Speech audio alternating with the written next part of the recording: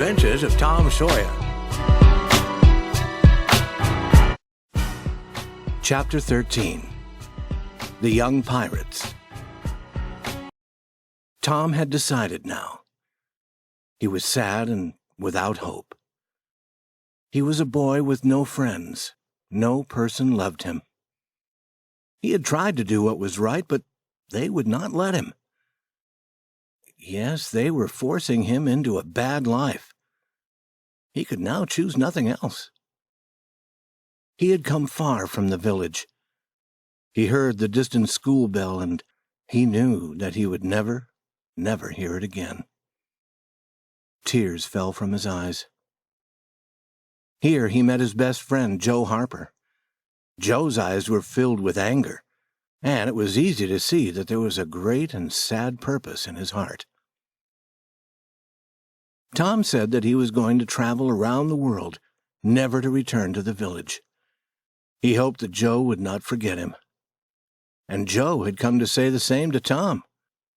They were two souls with only one thought. Joe's mother had beaten him, but he had done nothing. She plainly wished him to go away. Therefore, he was going. He hoped that she would be happy now. He hoped that she would never be sorry about sending her boy into the cold world to suffer and die. The two boys walked together. They agreed to be like brothers. They would never separate until they died. They began to plan. They decided to be pirates. 3 miles south of the village there was an island in the river. The Mississippi River was a mile wide there. The island was long and not very wide, and it was covered with trees. No people lived on it, and few people lived on the river's shore near the island. It would be a good place for pirates. Then they met Huckleberry Finn, and he joined them. They talked, and then they separated. They would meet again beside the river 2 miles north of the village at 12 that night. Tom knew where they could find a small boat. They would take it. Each boy would bring food and other useful things if possible. Tom arrived with meat and a few other things. He stopped among the trees on a hill above the meeting place. There were many stars, and it was very quiet. The great river lay like an ocean at rest. Tom listened a moment, but the quiet was broken by no sound. Then he whistled gently. The whistle was answered from below. Tom whistled 2 more times and was answered again. Then a voice said, "Who goes there?" "Tom Sawyer, the Black Pirate. Name your names." "Huck Finn, the Red-Handed, and Joe Harper, the Destroyer of the Seas." Tom had taken these names from his best-loved books. "Speak the word." 2 voices spoke together. "Blood, blood." Tom went down the hill to join them.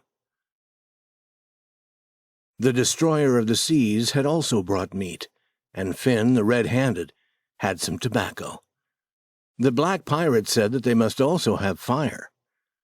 They went to a large riverboat that was near, and they took some of the fire burning there. They knew that there were no men on the boat. The boatmen were all in the village. But the boys moved very quietly and carefully.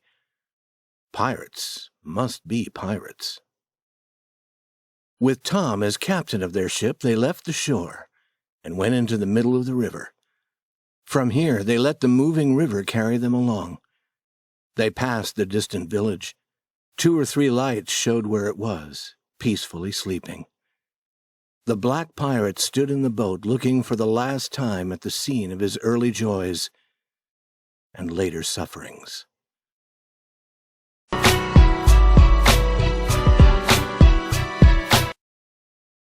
He wished that his aunt could see him now, facing the fearful future with a smile on his lips. After 2 hours, their boat touched the island. There was an old sail in the boat. They spread this over their supplies under the trees. They would sleep in the open air, as pirates should. They built a fire and cooked some meat. It seemed wonderful to be eating in that wild, free manner in the forest, far from other people. They said that they would never return to a village or town again. After eating, they lay on the ground, talking. The fire lighted their faces and trees near them with a red light. Huck prepared to smoke some of his tobacco. Soon he was blowing out a cloud of smoke, and the other pirates were wishing that they could do the same. Huck said, "What do pirates do?" Tom said, "Oh, they enjoy life. They follow other ships and catch them and burn them. They take the money from those ships and put it in a deep hole in the ground on their island. Then they kill the people on the ships. They carry the women to the island," said Joe. "They do not kill the women." "No," Tom agreed. "Pirates are good. They do not kill the women, and the women are always beautiful. And their clothes are covered with gold and silver," said Joe. "Whose clothes?" said Huck. "The pirates."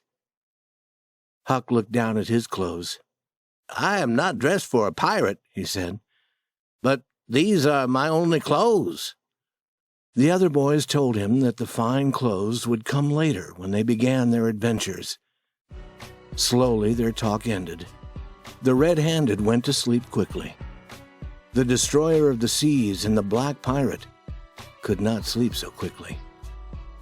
They began now to have some doubt.